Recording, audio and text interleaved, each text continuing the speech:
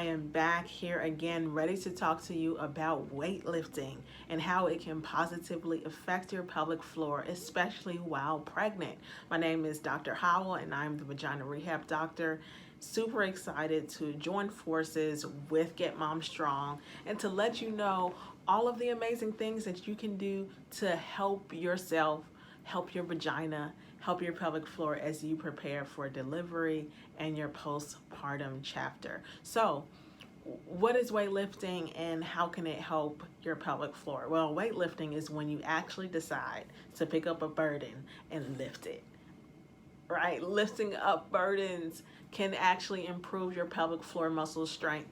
There has been research that's come out that's actually let us know that when we lift weights, that can actually increase our levels of estrogen that help to keep your vaginal wall plump, thick, and strong, even for your pelvic floor. So estrogen plays a big role in vaginal maintenance and also pelvic floor maintenance, and your pelvic floor is weakening a bit. Delivery is going to put some strain on it as well. So you do want to do the things that promote healthy hormonal balancing, and so weightlifting is one of them. One of the studies that I was looking into compared those who only did cardio to those who lifted weights and trained when it comes to strengthening. And what they found was that for women who were in menopause, women who were lower in estrogen, their estrogen rates went up, but the rates went up a lot quicker when they were weight training, when they were lifting heavier weights, and when they were strengthening, as opposed to just running around on the treadmill or getting on the elliptical. And so one of the main purposes is, one of the main jobs of estrogen is to build and kind of thicken the muscle, to tell the muscle to stay thick, to stay around, to stay healthy, to stay happy. And it also helps with lubrication. And so weightlifting is extremely important. Your vagina, remember, your vagina is a muscle. It's not just a tube, it's not just a place, it's a muscle. And so it's going to depend on those different factors that tell it to beef up. Another important and beneficial result of lifting weights is that it can also help with the ratio of your female hormones to your male hormones.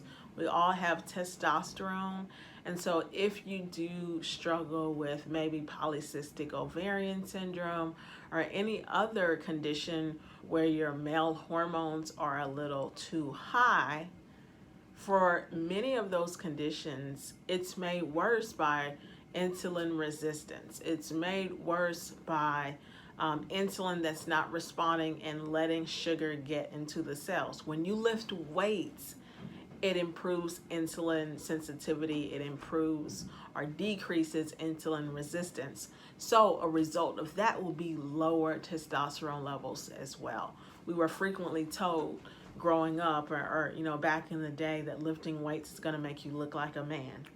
But lifting weights can actually improve the ratio between your waist and your hips.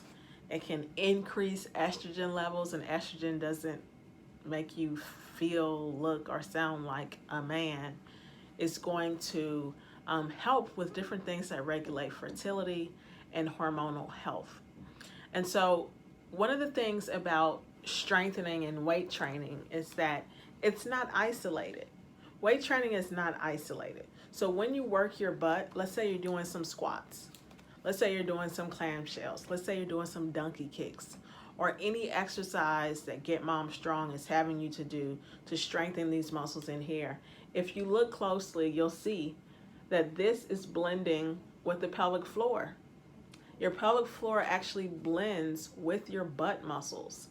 And so when you strengthen your butt, you're also going to be firing that pelvic floor, and you want a healthy, happy, and just a fired up pelvic floor to support your baby, to support your pelvic organs, to prevent prolapse. All of that, you want your muscles active. And so when you're strength training your butt muscles, when you're strength training your quads or your abdominal wall, your core, your pelvic floor, every time you do that, your pelvic floor is like, yes, yes, it's contracting. And you want to do exercises that are holistic. That's why just Kegling by itself can be very isolating in the sense that it's contracting your pelvic floor. Yeah, it is. It's contracting it, but it's contracting it in a segmented way.